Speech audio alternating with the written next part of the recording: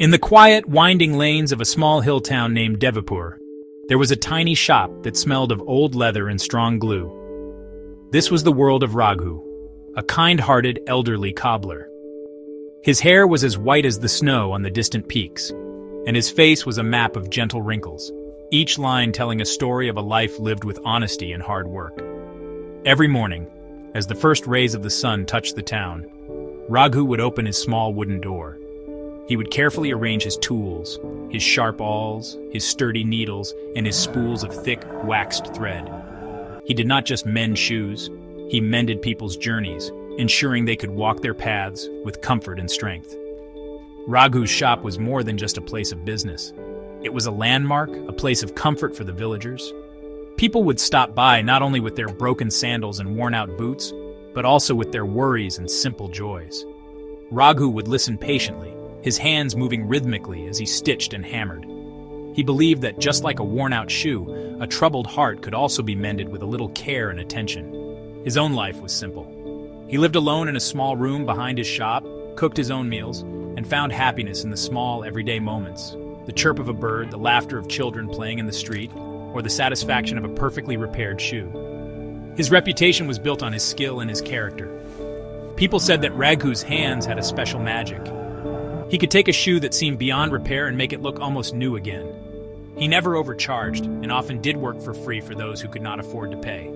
He believed that his craft was a service, a way to help his community. He would often say, "A person's shoes carry them through life. It is my duty to make sure they are strong enough for the journey." This simple philosophy guided his every action, earning him the deep respect and affection of everyone in Devapur. The town of Devapur itself seemed to move at a slower, more graceful pace, much like Raghu. The stone-paved streets, the old houses with their sloping roofs, and the scent of pine in the air created a timeless atmosphere. Raghu's shop, nestled between a sweet shop and a cloth merchant, was the heart of this gentle world.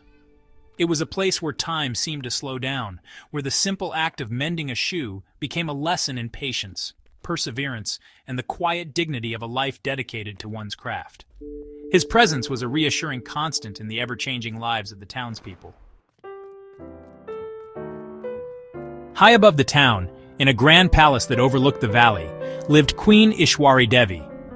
Once known for her kindness and laughter, she had become a figure of sorrow and seclusion. Years ago, a great tragedy had befallen her. Her most prized possession, a pair of exquisite silver slippers, had been stolen. These were no ordinary slippers. They were a gift from her late husband, the king, and they held all her happiest memories. The slippers were delicate, woven with threads of pure silver and adorned with tiny bells that tinkled with every step. They were a symbol of the love and joy that had once filled her life. The theft had changed the queen completely. In her grief and anger, she had ordered a swift investigation. Suspicion, fueled by palace gossip and a jealous courtier, fell upon Harilal, the finest silversmith in the kingdom. Harilal was an honest man, known for his integrity and skill. He had crafted many beautiful things for the royal family, but he swore he had not stolen the slippers. Despite his pleas of innocence and the lack of any real evidence against him, the queen's sorrow had hardened her heart. She refused to listen, and in a moment of profound pain, she declared him guilty. Harilal was sent to prison, his name disgraced, and his family left to face the world alone. The silver slippers became a legend in Devapur, a whispered story of loss and injustice. The people of the town felt sorry for Harilal, as they knew him to be a man of honor. They believed he was innocent, a victim of a terrible misunderstanding, but no one dared to question the queen's judgment. Over time, Queen Ishwari Devi retreated further into her shell of grief. The palace, once a place of celebration, became silent and somber. The queen rarely appeared in public, and when she did, her face was a mask of sadness. She was trapped in her past, unable to forgive and unable to move forward, haunted by the memory of her lost love and the beautiful silver slippers. This single act of injustice cast a long shadow over the entire kingdom. The joy seemed to have seeped out of Devapur. The queen's sorrow felt like a heavy cloud that hung over the town, a constant reminder of the unfairness that had occurred. The story of Harilal served as a cautionary tale, a symbol of how quickly a life could be ruined by a false accusation.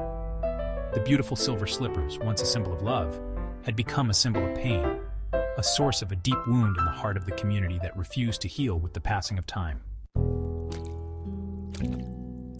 One rainy evening, as Raghu was about to close his shop, a small, shivering figure appeared at his doorstep. It was a young girl, no older than 10, with large, frightened eyes and clothes that were thin and ragged. Her name was Meera, and she was Harilal's daughter.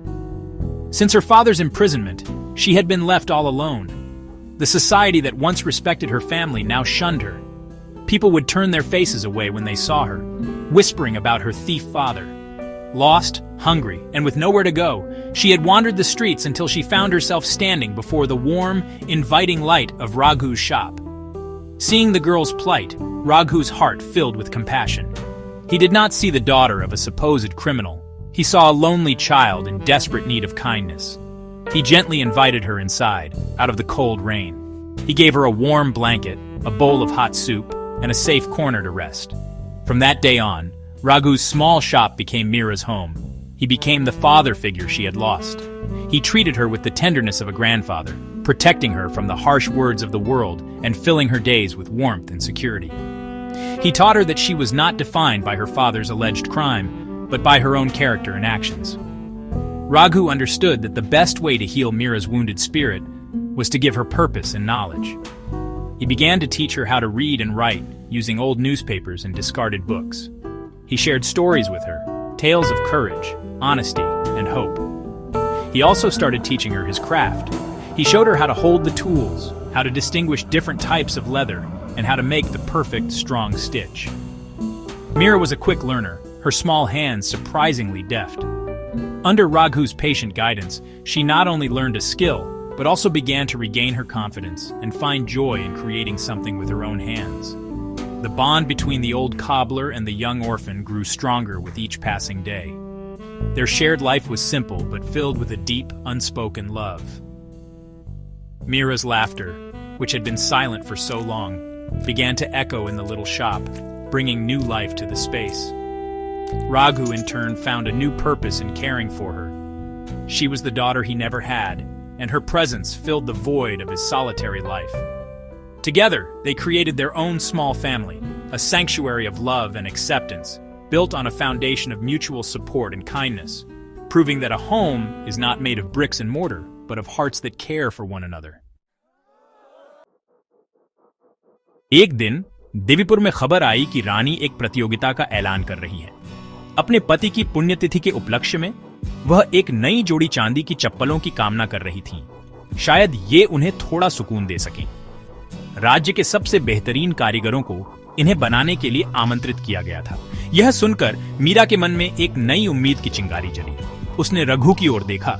उसकी आंखों में एक ऐसा दृढ़ निश्चय था जैसा रघु ने पहले कभी नहीं देखा था। मीरा रानी के लिए चांदी की चप्पलें बनाना चाहती थी। यह न तो इनाम के लिए था, न ही शोहरत के लिए। यह एक मौका था, मीरा मानती थी, रानी के दिल तक पहुंचने का और शायद, बस शायद, उन्हें उनके पिता की सच्चाई याद दिलाने का। रघु शुरू में हिचकिचाया। वे साधारण कारीगर थे और चांदी की चप्पलें बनाना तो किसी कुशल सुनार का काम होता है, जैसे कि मीरा के पिता। लेकिन मीरा की आंखों में वह उम्मीद देखकर वह मना नहीं कर सका। उसे पता था कि यह सिर्फ एक प्रतियोगिता नहीं है, बल्कि मीरा के लिए यह प्यार का काम और न्याय की पुकार है। उसने तय किया कि वह मीरा की मदद करेगा। उन्होंने अपनी थोड़ी सी जमा पूंजी इकट्ठी की और पतली चांदी की चादरें और चमकदार धागा खरीदा। रघु को एहसास हुआ कि भले ही वह सुनार नहीं है, लेकिन जूता बनाने की कला उसे किसी से बेहतर आती है। वह बेहतरीन तलवे और ढांचा बना सकता था और मीरा अपने पिता की विरासत के साथ नाजुक चांदी के काम को संभाल सकती थी। उनका काम शुरू हुआ। छोटी सी दुकान अब उम्मीद की कार्यशाला बन गई। रघु ने सबसे मुलायम चमड़े से बड़े जतन से चप्पलों के तलवे बनाए ताकि वे पहनने में बिल्कुल फुसफुसाहट जैसी आरामदायक हो। मीरा अपने पिता की याद और अपनी खुद की प्रतिभा के सहारे पतली चांदी की चादरों पर सुंदर नक्काशी करने लगी। उसने पुराने डिजाइन की नकल नहीं की, उसने एक नया डिजाइन रचा। उसमें खिलते फूलों की आकृतियां उकेरी जो नए आरंभ का प्रतीक थीं और बहती नदियों की लहरें जो सच्चाई की शुद्धि का प्रतीक थी। हर टांका, हर छोटी हथौड़ी की चोट उनके मन की प्रार्थना और हरिलाल के लिए न्याय की उम्मीद से भरी थी। यह प्रक्रिया लंबी और थकाऊ थी। वे दिन रात मेहनत करते रहे। उनके हाथ अक्सर थक जाते, लेकिन उनका हौसला कभी नहीं डगमगाया। रघु ने मीरा को सिखाया कि किसी चीज की असली कीमत उसके सामान में नहीं, बल्कि उसमें डाले गए इरादे और प्रेम में होती है। हम सिर्फ चप्पलें नहीं बना रहे मीरा, वह धीरे से कहता, हम एक सच्चाई और माफी की कहानी बुन रहे हैं। हम उम्मीद का संदेश तैयार कर रहे हैं। चप्पलें धीरे धीरे आकार लेने लगी और वे देखने में बेहद खूबसूरत थीं। वे सिर्फ पहनने की चीज नहीं थीं, वे उनके प्रेम, उनकी मेहनत और अच्छाई की ताकत में उनके विश्वास की मिसाल थीं, जो अन्याय को भी हरा सकती है। प्रतियोगिता का दिन आ गया। राज्य भर के कारीगरों ने अपनी कलाकृतियां रानी के सामने प्रस्तुत की। कुछ चप्पलें चमचमाती चांदी की थीं, कुछ में कीमती पत्थर जड़े थे और कुछ आधुनिक जटिल डिजाइन वाली थीं। वे सभी देखने में सुंदर थीं, मगर उनमें कोई आत्मा, कोई गर्माहट नहीं थी। आखिरकार मीरा की बारी आई। कांपते दिल से वह आगे बढ़ी और अपनी बनाई हुई चप्पलें एक सादे डिब्बे में रखकर रानी को भेंट की। जब रानी ने डिब्बा खोला तो पूरे हॉल में एक हल्की सी सांस की आवाज गूंज उठी। उन चप्पलों में सबसे ज्यादा भव्यता नहीं थी, लेकिन उनमें एक खास चमक थी, एक आत्मा थी जो बाकी किसी में नहीं थी। वे हल्की सी कोमल रोशनी में झिलमिला रही थी। रानी ईश्वरी देवी ने चप्पलें उठाईं। वे हैरान थीं कि वे कितनी हल्की हैं और छूने में कितनी मुलायम लगती हैं। जब उनकी उंगलियां फूलों और नदियों की नाजुक नक्काशी पर चलीं, तो उनके मन में एक अजीब सी अनुभूति जागी। चप्पलों में लगे छोटे छोटे घंटियां तेज नहीं, बल्कि एक मधुर, शांत धुन में बज रही थीं, जैसे कोई शांति और सुकून की बात कर रहा हो। यह आवाज उन्हें उनके खोए हुए अतीत की याद नहीं दिला रही थी, बल्कि यह बता रही थी कि भविष्य में भी बहुत कुछ पाया जा सकता है। उन्होंने उस साधारण सी लड़की की तरफ देखा और फिर चप्पलों की ओर, और बरसों बाद पहली बार उनके कठोर चेहरे पर भावनाओं की एक झलक दिखी। रानी ने मीरा से डिजाइन के बारे में पूछा। मीरा ने साफ और स्थिर आवाज में बताया। उसने खिलते फूलों को आशा और नए जीवन का प्रतीक बताया और बहती नदी को सच्चाई का प्रतीक, जो हर गंदगी को बहा ले जाती है। उसने अपने पिता या अन्याय की बात नहीं की, उसने बस उस प्रेम और देखभाल की बात की जो उसने और रघु ने इन चप्पलों में डाली थी। उसकी सच्ची और सरल बातों ने रानी के अकेले दिल को छू लिया। वे चप्पलें सिर्फ एक सुंदर वस्तु नहीं थीं, वे माफी का संदेश थीं, चुपचाप उपचार की पुकार थीं। रानी के भीतर एक भूली बिसरी गर्माहट फैल गई। बरसों से वे ऐसे लोगों से घिरी थीं जो सिर्फ उनकी हाँ में हाँ मिलाते थे, लेकिन इस बच्ची की ईमानदारी और उसके उपहार के पीछे की सच्ची भावना कुछ अलग थी। रानी ने एक प्रतियोगी नहीं, बल्कि एक आत्मा को देखा जो उन्हें सुकून देना चाहती थी। उन्हें एहसास हुआ कि बीते कल को दोहराने की चाह में वे असली भावना को भूल गई थी। ये नई चप्पलें उनकी पुरानी यादों को दोहराने की कोशिश नहीं कर रही थी, वे आगे बढ़ने का नया रास्ता दिखा रही थी। उन्होंने फिर से चप्पलों और मीरा की ओर देखा और एक बड़ा फैसला लिया। उन्होंने बरसों पहले हुए चोरी के मामले की नई, निष्पक्ष जांच का आदेश दिया। रानी के नए जांच के आदेश से महल में हलचल मच गई। वह ईर्ष्यालु दरबारी, जिसने पहले हरिलाल को फंसाया था, अब डर के मारे कांपने लगा। जब सच्ची और गहरी जांच शुरू हुई तो उसका झूठ का जाल धीरे धीरे बिखरने लगा। जो गवाह पहले डर के मारे चुप थे, वे अब आगे आए और सच्चाई बताई। उन्होंने बताया कि दरबारी ने हरिलाल को नीचा दिखाने के लिए चोरी की साजिश रची थी और झूठे सबूत लगाए थे। पुरानी भूली बिसरी चांदी की चप्पलें उसी दरबारी के कमरे से मिली जो उसकी बरसों पुरानी अपराध बोध की गवाही थी। सच्चाई ठीक वैसे ही जैसे मीरा ने अपनी चप्पलों में नदी की आकृति उकेरी थी, आखिरकार झूठ की गंदगी को बहा ले गई। सच्चाई का उजागर होना रानी ईश्वरी देवी के लिए गहरे शर्म और आत्मबोध का क्षण था।